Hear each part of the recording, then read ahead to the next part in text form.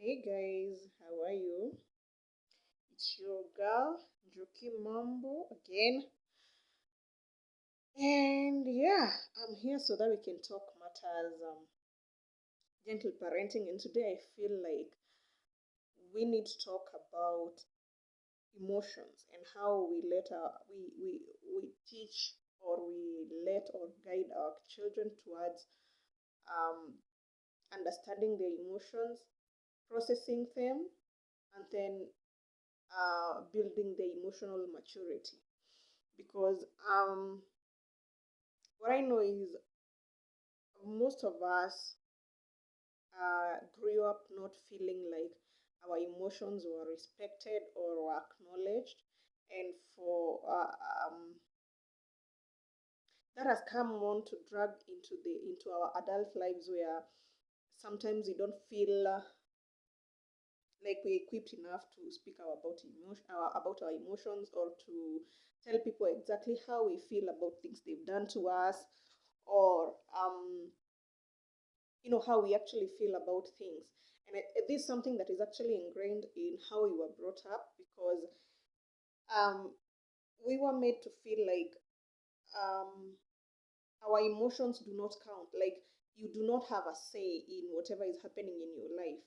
Okay, if you're angry about something now, that's your business, and please do not show me that you're angry because I'm your parent and you have no right to be angry about anything. Like, you should just ride with the tide. Whatever I say goes. Whatever you feel about it is none of my business. And I've made a post about it on Facebook. And you wonder why most of us, especially as millennials, are unable to get ourselves out of toxic situations, be it relationships, like, personal relationships, be it work relationships, be it friendships, where we very well know that these things are no longer serving us. They're not aligning to who we are and what we value. But still, we are unable to speak out and say that no, you cannot treat me this way. It makes me feel this way. And if you're not going to change, then I can't continue having you in my life. We feel like our ability to withstand pain and abuse is the measure of our strength. Okay, and I'll tell you where this came from. Remember back then when we were in school, if you went to a public primary school like I did back then, and the teachers were ruthless back, like they would beat you proper, like they would cane you, um, for being late to school, for failing the exams, for noise making, for literally just anything. The punishment was always the cane. And here's the thing: remember how you were supposed to not cry when you were beaten? And if, again, if you went to a school like mine, most teachers, if you cried after the beating, they would beat you again for crying. Okay? So you're punished for whatever it is you're being punished for, and then you're punished again for reacting to the punishment. No matter how painful it was, you're supposed to just, you know, take your beating, go sit down. And remember how some of them even used to say, you should say thank you after the beating because they're beating the mistakes, beating the disobedience out of you. Now, same thing used to happen in most homes. You're beaten and you're not supposed to cry. If you cry, your mother or your parent or your guardian will be like, can you shut up? Or I'm going to give you a good reason to be crying.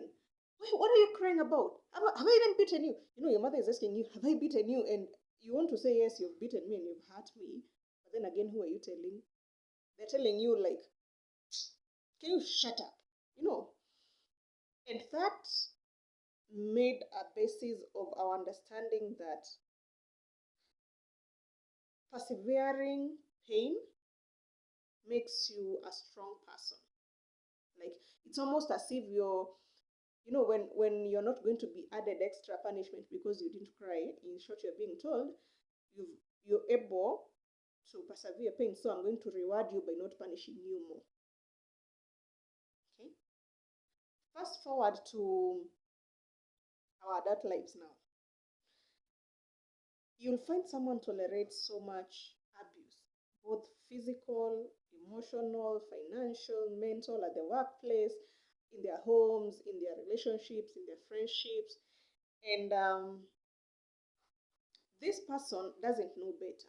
They know that, pain is there to be tolerated. And the more I tolerate pain, the more I tolerate abuse, the better, the stronger I am.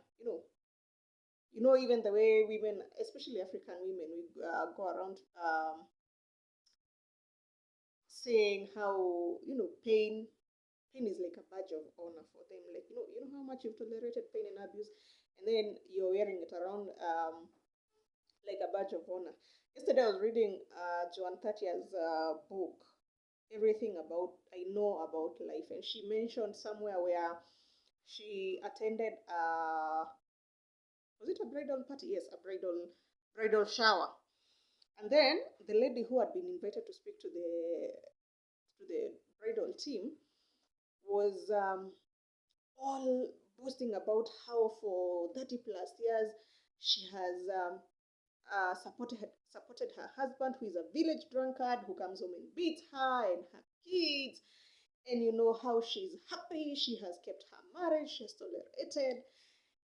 And Joan was livid about it, because why would you why are you even telling people to persevere? Like you like it's like you're wearing your ability to persevere pain and abuse as a badge of honor, and you're advocating for other women, young women who are getting married.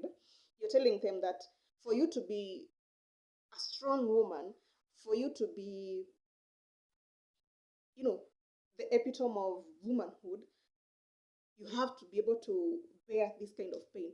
And these are things that we teach our children from the onset. Even when they observe us, how we relate with other people, how we relate with our spouses and our partners, how we relate with our workplaces. You keep showing your child that you can take in abuse and still smile. You're telling that child that it's okay to be abused, and tomorrow you can go out there and smile, be happy, because you're a strong woman, you're a strong man.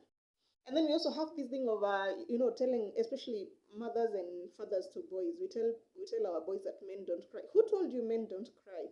Crying is an emotion.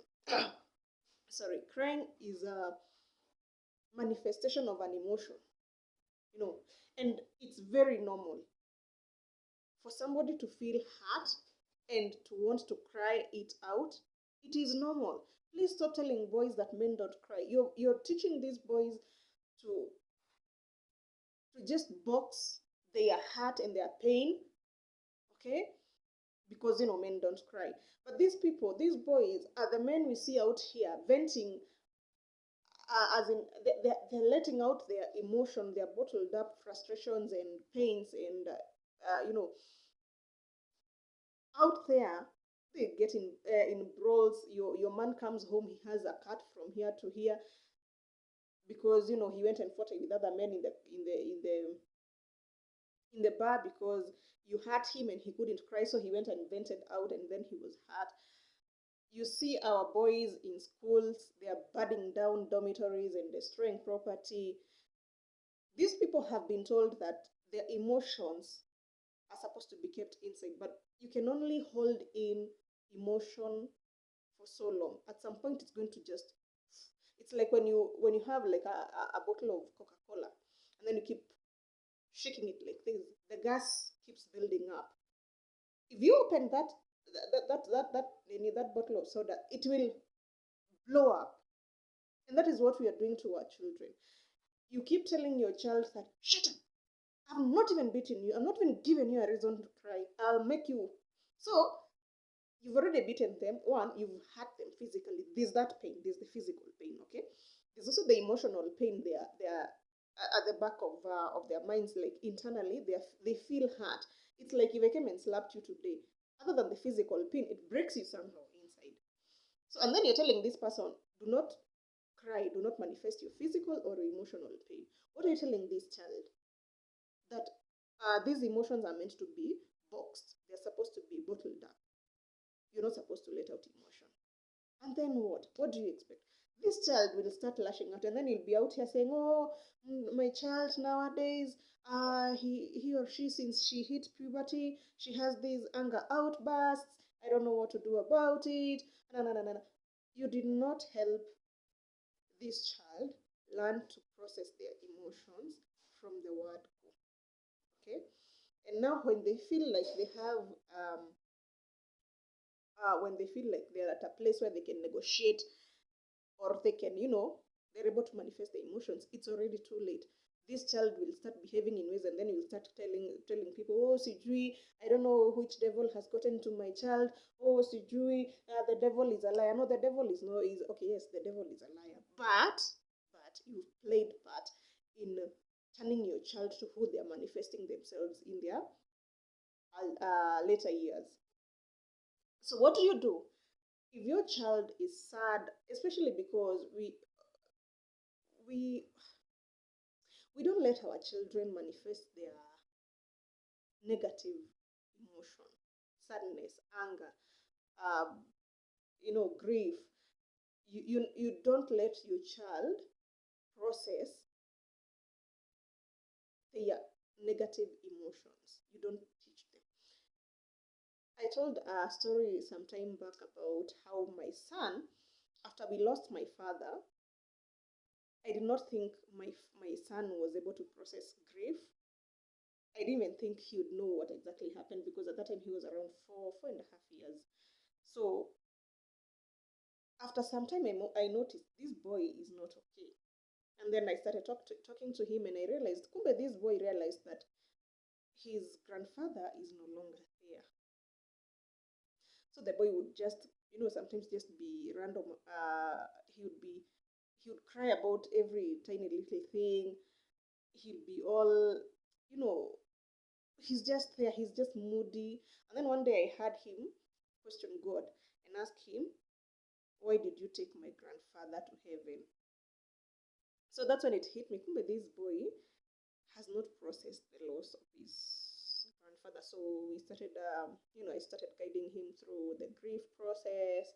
We talked about it. We've been talking about it even now, 2 years later. We still talk about it, but at least nowadays it's easier because I've helped him. I've guided him to understand that sadness, the grief he feels, is an emotion, and it's okay. And there's a way he can process it. So my challenge today to you is learn to encourage your child to process their emotion to the to the last drop. Okay, if they are angry, let them be angry. Help them walk through that anger. Stop shutting them down. Stop telling them, stop invalidating their emotion. Let them feel it. Okay, let them process it. Let them understand it.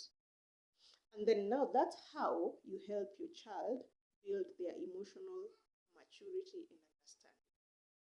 Thank you for being here. If you're new to the channel, please subscribe down there. Hit the subscribe button and also turn on the notification so that you'll be notified every time I post a new video. And I hope to hear from you in the comment section and interact with you. Bye.